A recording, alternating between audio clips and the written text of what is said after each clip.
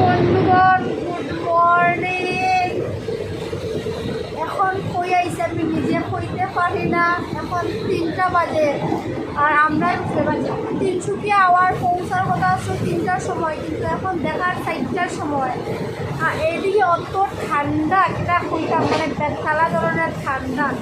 দেখো আমি এরকমভাবে দিয়া বইছি, কারণ আমার সাইনাস আছে, নাকর বেদনা করবো ঠান্ডার লাগিয়ে, তো মুখ বান্ধি গেছে। আমি এরকমভাবে বই রয়েছি, বইয়ে বইয়ে দেখলাম অন্ধকারে। আমি কোন স্টেশনের নামও দেখা যায়নি, মজা লাগে দেখতে। আর মা উঠে গেছে,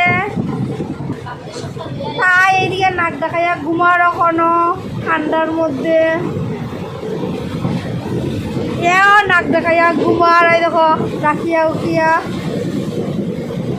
আপনার সব এটা রেডি করে লেছি। আপনার